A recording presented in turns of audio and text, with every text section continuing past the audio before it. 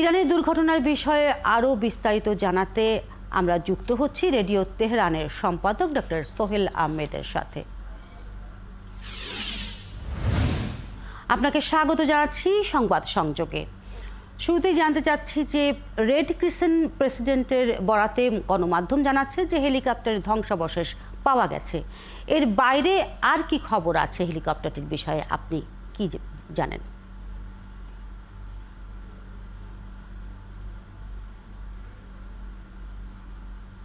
ধন্যবাদ আপনাকে। সর্বশেষ তথ্য হলো হেলিকপ্টারের ধ্বংসাবশেষ পাওয়া গেছে এবং অসমর্থিত সূত্রে আমরা নিশ্চিত হতে পেরেছি যে প্রেসিডেন্ট, পররাষ্ট্রমন্ত্রী সহ আরোহীদের কেউ বেঁচে নেই, তারা মারা গেছেন। এটা দুঃখজনক খবর যদিও, তবে রাষ্ট্রীয়ভাবে এখনো মৃত্যুর খবর নিশ্চিত করা হয়নি। ঘটনাস্থলে লোকজন পৌঁছেছে এবং সেখানে কোনো ধরনের প্রাণের চিহ্ন পাওয়া যায়নি, এ ধরনের খবর পরোক্ষভাবে বলা হচ্ছে। তবে এটা বলা যায় যে তারা আর বেঁচে নেই।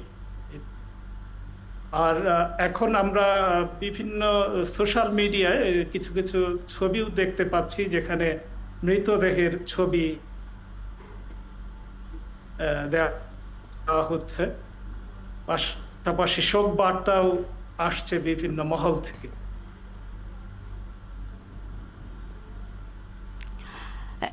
এই দুর্ঘটনা নিয়ে ইরানে সার্বিকভাবে প্রতিক্রিয়া কি জানতে চাই। এটি কি আসলেই দুর্ঘটনা?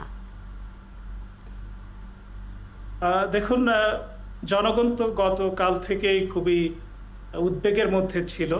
সবাই দোয়া করছিল বিভিন্ন স্থানে, মসজিদ, মাদ্রাসা এবং বিভিন্ন ইবাদতখানায়। তব দিচ্ছে না যে এটা কি ষড়যন্ত্র কিনা, বা সরকারের পক্ষ থেকেও এ ধরনের ইঙ্গিত এখনো দেয়া হয়নি।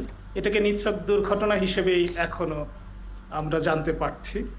তবে সেটা তদন্তের পর ধ্বংসাবশেষ নিয়ে যখন বিচার বিশ্লেষণ হবে তখন কি তথ্য আসে সেটার জন্য আমাদেরকে অপেক্ষা করতে হবে।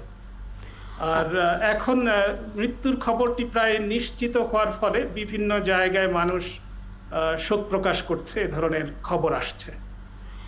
যেহেতু আপনি বললেন প্রায় নিশ্চিত মৃত্যুর খবরটি, তাহলে পরবর্তী প্রেসিডেন্ট হিসাবে কে আসছেন সেই ব্যাপারে কি কোনো তথ্য আছে কিনা, কিছু জানতে পেরেছেন কিনা আপনি?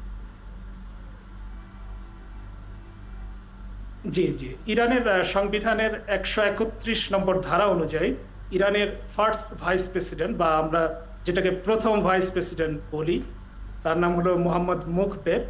তিনি হবেন পরবর্তী প্রেসিডেন্ট এবং পরবর্তী 50 দিনের মধ্যে একটি নির্বাচন দিতে হবে। এই 50 দিন এই ফার্স্ট ভাইস প্রেসিডেন্টের দায়িত্ব পালন করবেন সাংবিধানিক নির্দেশ অনুযায়ী। আপনাকে এরপর জি, আমরা শুনছিলাম। স্বাভাবিকভাবে এই একজন নতুন প্রেসিডেন্ট আসবেন। এখন সে ধরনের কারণ আমরা এখনই জানি না যে কে ফার্স্ট পরিষদও গঠিত হবে যারা নির্বাচন সম্পন্ন করবেন। পাশাপাশি স্বরাষ্ট্র মন্ত্রণালয় তো থাকছেই। আপনাকে অসংখ্য ধন্যবাদ আমাদেরকে সময় দেওয়ার জন্য।